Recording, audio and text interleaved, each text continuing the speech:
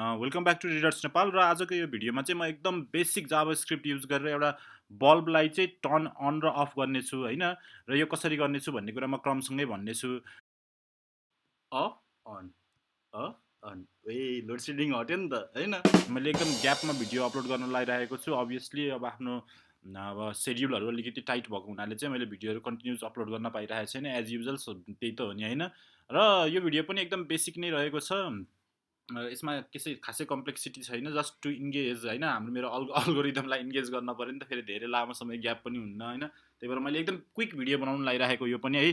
त्यस्तो माया देखाइदिनु होला तपाईँहरूले, एकदम जस्तै देखाइराख्नु भयो हैन। र अब यहाँ चाहिँ मैले के गर्न खोजिरहेको छु त भन्दाखेरि चाहिँ मैले एउटा गुगलबाट एउटा लाइट बल्ब भनेर सर्च गरेँ हैन। यो फोटो थियो के यतापट्टिको हैन। यो फोटोलाई चाहिँ मैले सेभ गरेँ कम्प्युटरमा, र यो पहेँलो पार्टलाई चाहिँ इरेज गरेर चाहिँ अब मेटाएर चाहिँ अर्को फोटो, दुईवटा फोटो सेभ गरेँ कि यसले चाहिँ अफ स्टेट जनाउँछ हैन। यसले चाहिँ अन स्टेट जनाउँछ कि है। अब लाइट बल्ब अन र अफ भनेको चाहिँ रियल्ली अन र अफ गर्ने होइन कि।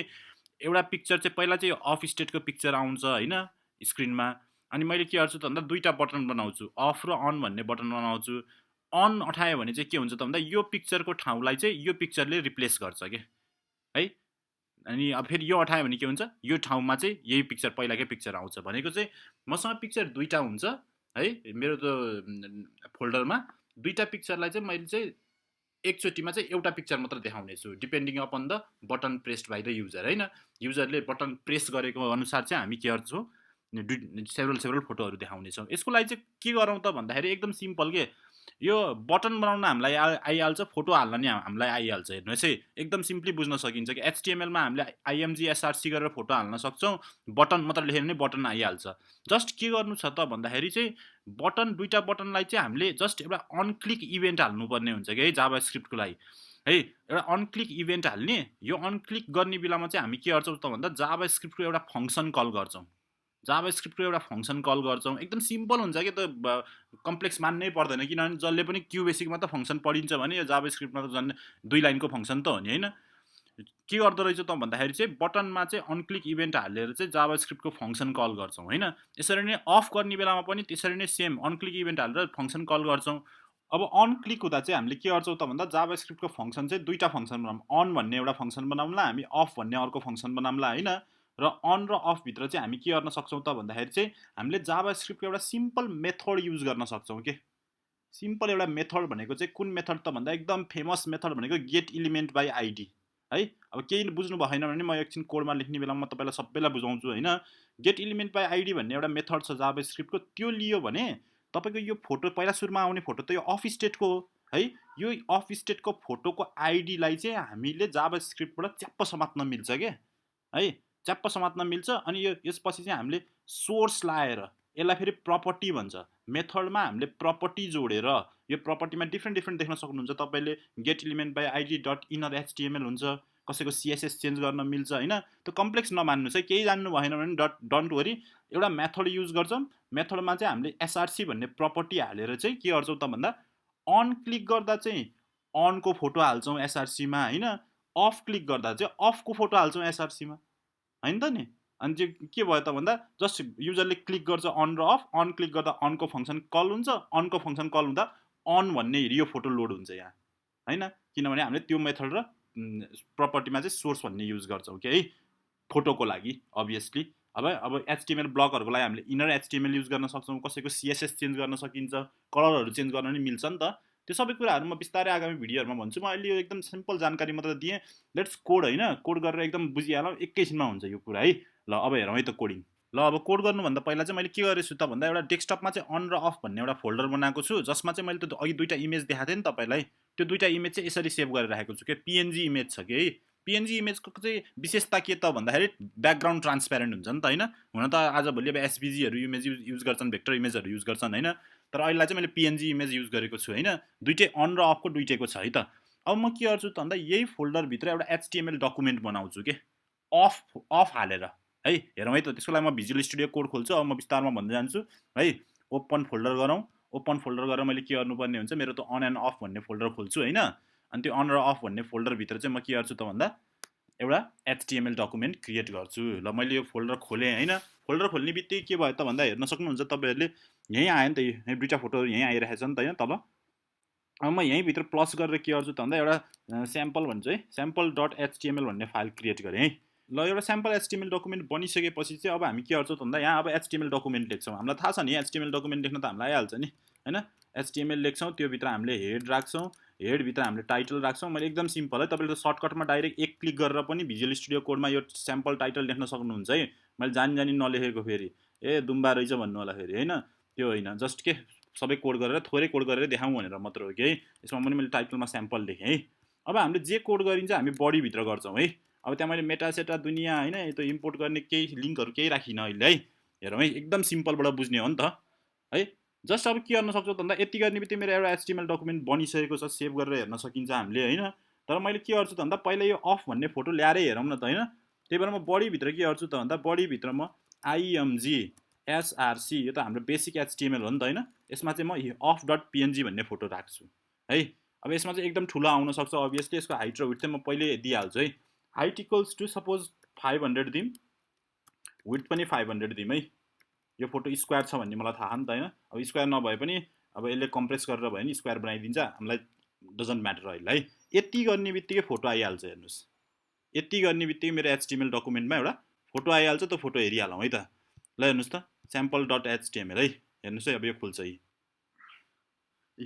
आयो नि त मेरो अफ अफ त आयो नि त, अफ बत्ती है। यो बत्तीलाई बिचमा ल्याऊँ है, चिटिक्कको देखाऊँ न होइन। त्यही भएर यो बत्तीको बिचमा ल्याउनलाई चाहिँ हामी के गर्छौँ त भन्दा सेन्टर भन्ने ट्याग हामीलाई सबैलाई थाहा नि होइन। ठ्याक्क हामी के गर्छौँ त भन्दा इमेजलाई चाहिँ हामी सेन्टर भन्ने ट्यागमा राख्छौँ कि है। सेन्टर भन्ने ट्यागमा राख्छौँ अनि यो बिचमा आइहाल्छ।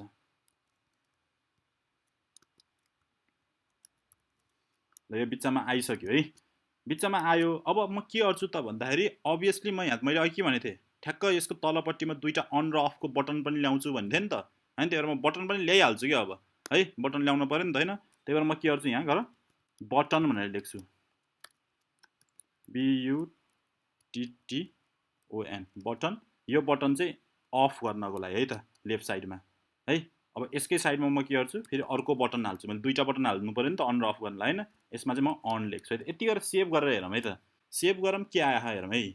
ए बिचमा आयो अन र अफ आयो नि त होइन। यहाँ यो छेउमा आयो, बिचमा किन आएन त भन्दा यो पहिला इमेज आयो, इमेजको साइडमा आयो कि यो अर्को तल्लो लाइनमा ल्याउन पर्छ नि त। तल्लो लाइनमा ल्याउनलाई के गर्न सकिन्छ, इमेज पछि चाहिँ हामी एकचोटि बिआर गरेर ब्रेक गरिदियो भने त तललाई आइहाल्छ है।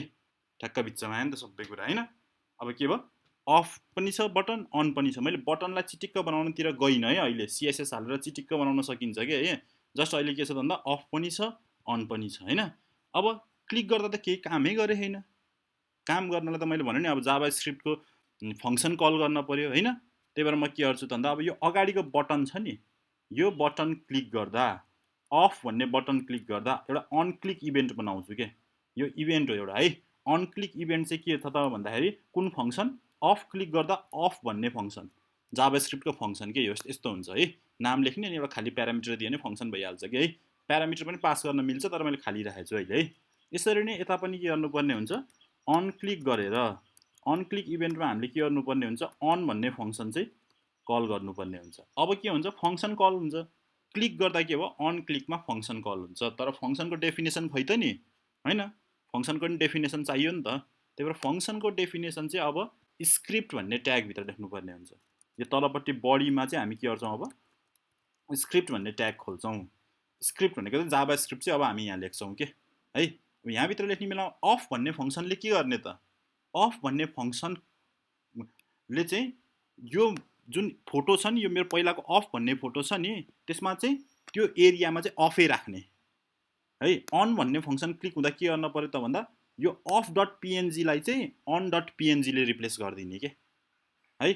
त्यो गरौँ, अब बुझौँ त्यसको लागि म भनिहाल्छु नि। अब हेरौँ है त, फङ्सन पहिला चाहिँ अफ फङ्सन है त। अफ फङ्सन क्लिक हुँदा हेर्नुहोस् है कस्तो हुन्छ भने, अब मैले यो अफ भन्ने बटन क्लिक गरेँ भने यो फङ्सन कल हुन्छ कि। अनि यो फङ्सनभित्र के लेखेछ त्यही कुरा आउने त हो नि।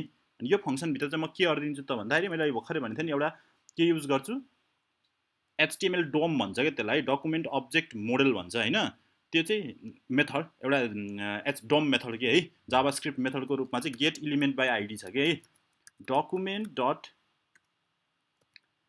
Get element by ID. अब के को आइडी लिने त नि है, यो इमेजको आइडी लिने हो नि त। यहाँ त मैले अझसम्म आइडी नै देखाइनँ होइन। यो इमेज आएको ठाउँमा है मैले चेन्ज गर्ने हो नि त। त्यही भएर यो जहाँ इमेज छ नि यसलाई एउटा आइडी दिदिउँ के। आइडी इक्वल्स टु अब एरिया मात्र लेखिदिएँ त मैले, एरिया लेखिदिएँ है। त्यही भएर कुन आइडी लिने त अब हेर्नुहोस् है, आइडी चाहिँ मैले अब एरिया लिन्छु क्या।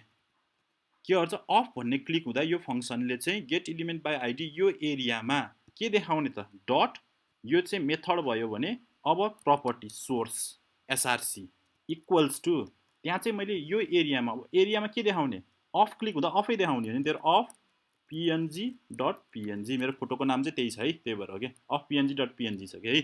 यति गरेर मैले के गर्छु सेमिकलन लगाइदिन्छु। यति गर्ने बित्तिकै के भयो अफ क्लिक गर्ने बित्तिकै यो फङ्सन क्लिक कल भयो। यो फङ्सन कल हुने बित्तिकै के भयो त भन्दा त्यो एरिया, यो एरिया भन्ने आइडीकोमा अफ पिएनजी भन्ने फोटो आउने भयो। यसरी नै मैले यति फङ्सनलाई कपी गर्छु, हेर्नुहोस् है अब बुझिहाल्नु भयो नि। यसरी नै अन कसैले अन क्लिक गर्यो भने त अन फङ्सन कल हुन्छ नि त होइन। अन फङ्सन कल हुँदा के हुनु पऱ्यो फेरि यही एरियामा अन भन्ने फोटो आउनु पऱ्यो होइन त नि, अन पिएनजी डट पिएनजी होइन। यति हुने सकिहाल्यो नि काम। हेर्नुहोस् त 2-4 लाइनको कोडमा हामीले अन र अफ गर्न जानिहाल्यौँ होइन। हेरौँ न त अब आयो कि आएन है त। रिफ्रेस गरौँ केही चेन्ज आउन्न आउटपुटमा त होइन, स्क्रिनमा त केही पनि आउन्न। जस्ट अब हेर्नु अफ गर्दा चाहिँ अफ नै भइरहेको चाहिँ, अन गर्दा के भयो बत्ती बोल्यो नि त है। Off on off on, a load shedding हट्यो नि त होइन। यसरी ल यसरी चाहिँ हामीले के गर्न सक्छौँ त भन्दाखेरि चाहिँ अफ र अन गरेर जाभास्क्रिप्ट युज गरेर अफ र अन गर्न सक्छौँ एकदम विथ मिनिमम कोड। एकदम सिम्पल तरिका हो कि यो बुझ्ने भनेको। यो किन मैले यसरी भने त भन्दाखेरि चाहिँ अब हामी भर्खरै क्यु बेसिक पढिरहेछौँ, भर्खरै सी पढिरहेछौँ, फङ्सनको बारेमा बल्ल बल्ल बुझिरहेछौँ। त्यही अनुसार हामी अगाडि बढ्दै जाऊँ न, थपिँदै त गयो नि होइन। डोम थपिन्छ होइन, अब मेथडहरू अब्जेक्टहरू थपिन्छ, त्यस्ता कुराहरू बिस्तारै बिस्तारै प्रोग्रेस हुँदै जान्छ नि त है। यसमा अब नौलो कुरा के रहेछ त भन्दा फङ्सन कल गर्ने। यो गेट इलिमेन्ट बाई आइडी के हो भन्नुभयो भने हाम्रो एचटिएमएल डोम भन्छ क्या, डकुमेन्ट अब्जेक्ट र मोडल भन्नेको एउटा मेथड हो यो गेट इलिमेन्ट बाई आइडी। हामीले जुनसुकै एचटिएमएल इलिमेन्टको आइडी लिन मिल्छ र त्यसमा चाहिँ डिफ्रेन्ट प्रपर्टीहरू लाउन मिल्छ। अहिले मैले सोर्स इमेजको लागि लिएको इनर एचटिएमएल टेक्स्टहरू चेन्ज गर्न मिल्छ होइन। अब त्यहाँभित्र गएर स्टाइल लेखेर फेरि अब सिएसएसको प्रपर्टीहरू पनि चेन्ज गर्न मिल्छ, धेरै कुराहरू गर्न मिल्छ।